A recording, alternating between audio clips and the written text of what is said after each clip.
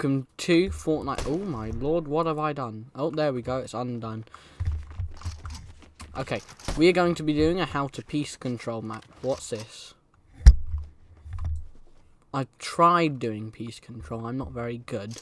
First step to learning how to peace control is understanding what it is. If you look at the bot right in front of you here, you'll see that half of the builds are yours and half of them are the enemies. The goal throughout a fight is to try to get as many builds around the enemy as possible, because the more builds you have, the more peaks you can set up. If they owned all the builds, then they're nice and safe in their structure, but if you even own one wall, you may have an opportunity to make an edit and take a shot on the enemy. Practice taking some shots on this first sentry here.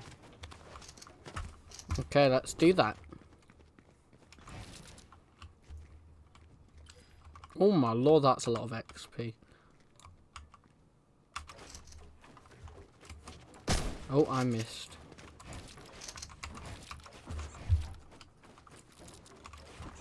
Oh, I don't have my shotgun. Right, let's do this again. Ah. You saw nothing, bot.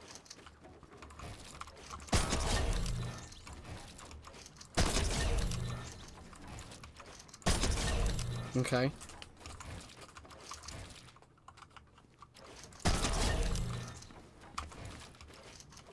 I think I got that mastered.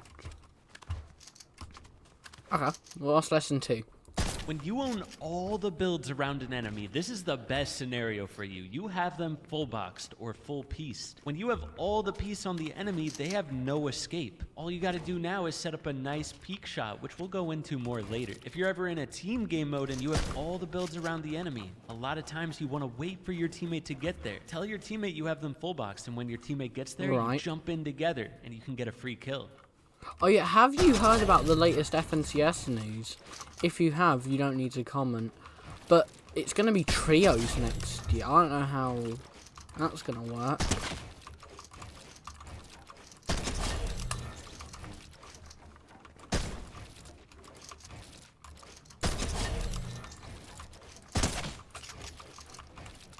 Okay, let's do lesson 3. Now, just like in the first representation, in this scenario, you have partial peace on the enemy. What this means is you own a few builds and not all of them. Sometimes in this situation, you'll be able to take a shot before they get away. Other times, they'll escape out of the builds that they own. Now, whenever you have partial peace like this, you can do a thing called pre-boxing. Head over to the next reel to find out what that is. Okay. I think I know what it is. Hold on, let me just get my shotty. And you, like, shoot them. I think this is pre-boxing. Walk around this box real quick. Notice how you own all the builds except for one wall. If the enemy owns just that one wall, what do you think they're going to do? They're going to try to escape out that direction. This is an opportunity for you to pre-box the enemy. If you know that they're going to escape out a certain direction, or even if you just think they're going to run out that way, you can make a box in that direction and they'll walk into your builds. And doing that is called a pre-box.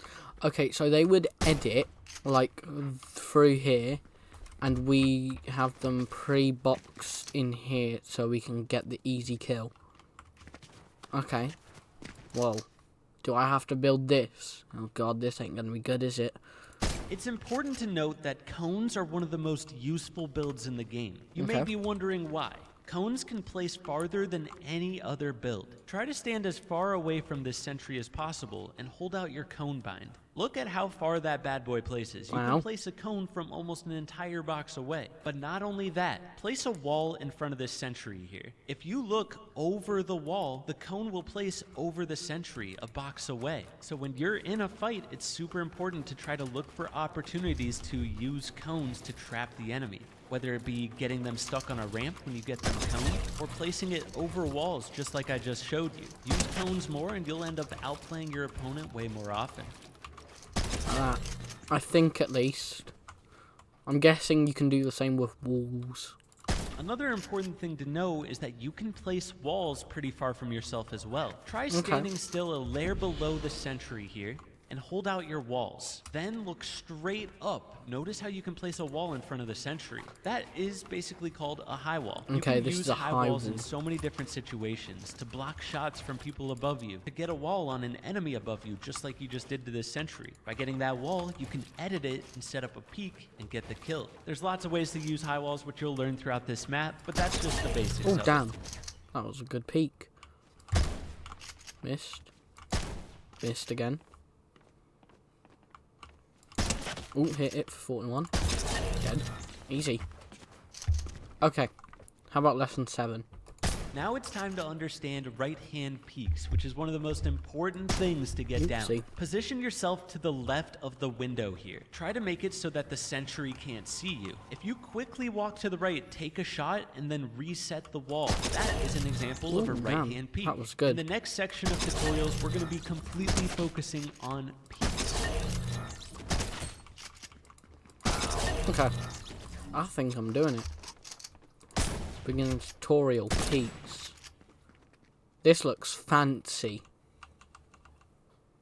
Alright, peak 1. The first peak we're going over is one of the most common. It's called a peanut butter peak. Why, you might be wondering? Probably because a peanut butter sandwich is best when it's cut in diagonals. Is that to so? do this peak, you want to make the triangle, but when you confirm that triangle edit, make sure you're off to the left. If you're not far enough off to the left, the enemy's going to have an angle on you, and they're going to shoot you. Once you make the edit, you want to jump upwards and to the left while taking the shot. And as soon as you shoot, reset your wall. For all the peaks we're going to be going over, always try to reset your wall after taking your shot. Damn, that way, that if was your good. shot doesn't kill the enemy, they won't be able to do counter damage because you will have reset that wall. And the other thing you need to know throughout these drills is try to have a cone in your box for the most part. If you don't have a cone in your box and you edit a peak, the enemy could place a ramp over you. And a lot of times, that's going to mess up your chance of ending the Okay, fight. hold on. Let me destroy these ramps then.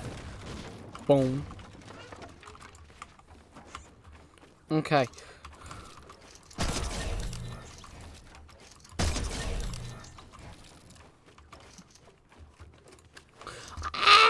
I keep on mantling. 19. That's pretty much funny. There we go, dead. Deady, dead.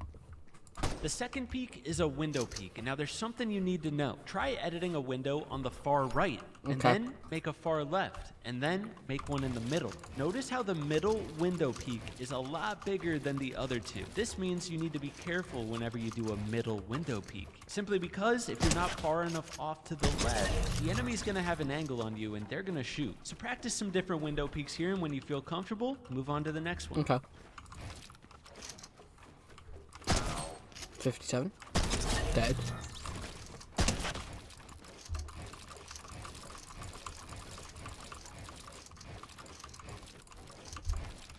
Bang. Easy peasy. Ready, 3, 2, 1. Okay. Let's do a middle window peek. 30. Missed. 110. Easy.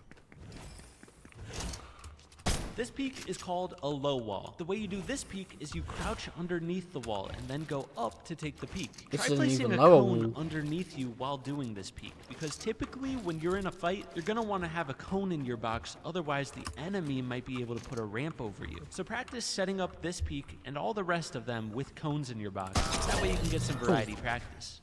Ooh. 110. Okay. I think I'm doing quite well. Oh, 21. Ah! I need to repair it. Ready, 3, 2, 1. Dead. What's this? What about when you have piece control above the enemy? This is the type of edit you want to do. Edit the right tiles of your floor and cones and stand off to the left. A lot of times in this situation, the enemy is going to try to jump up in the place that you edit to take a shot on you. So be ready to place a wall just in case they go for that jump shot on you. But for now, practice editing those right tiles, and when you step into your peak, reset the floor. That way the enemy couldn't take a shot on you. Oopsie. Definitely didn't do that. This thing looks complicated though. I mean, what is this? What, do you just like jump up here or something and just go yeehaw and 360 him? I'm guessing The final peak we're going to go over is when the enemy is above you. The peak I have set up here is a bit complicated. You want to be on a ramp, have a floor above you, edit the back tile of the floor, and place another ramp above you. And then you can jump through the tile while you take a shot, and it's one of the most protected peaks in the game. It's called the Martaz peak. There are, of course, other ways to set up peaks from below. For example, you can try ramping up towards the enemy, placing a wall, and edit a window in the wall, and then it's just like a normal window peak. You can do the same thing with a peanut butter peak, a low wall. Practice doing a variety of things, and then you've completed your peak training, and you're off to the next task, which is piece control behind peaks. Oopsie. Definitely didn't do that. Whatsoever. Definitely didn't break it. 140.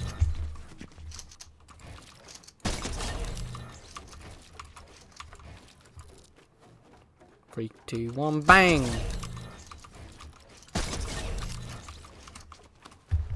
Alright. Let's try optimal piece. Oh my lord. Welcome to the third room, and this is probably going to be the most complicated one. This is the room where we finally start to piece control the enemies. But you get the insider scoop. I'm going to teach you some pro techniques to do it the best way possible. Please do, I'm bad. I have all the same peak scenarios set up as the previous room. Let's start with the triangle edit here. What I want you to do is position yourself so that the sentry cannot see you, just like we did for the peaks. The goal is to not get shot while piece controlling the enemy. So while you're behind this peak, try to place a cone in their box, walls around them, and a cone on top. You're probably already noticing that that left wall is hard to get without exposing yourself. Typically, when I'm piece controlling from behind a peak, I leave that wall open. But while doing it from behind a triangle edit, if you look upwards and to the left, you can still get that wall. Only if you look in the perfect spot. But practice piece controlling this first target from behind this peak on repeat and set up good peak shots and reset your wall after your shots. This is going to be the hardest part of getting this down, but I'm telling you, it's going to pay off. Once you're ready, you can move on to the windows. Okay, so what I'm gathering is that this will be an entire episode in and of itself. Just this drill alone. This will be an entire episode in and of itself. So, I hope you enjoyed watching. We're going to be continuing learning how to piece control in the next episode, which is coming next Wednesday. So, I hope you enjoyed watching, and goodbye.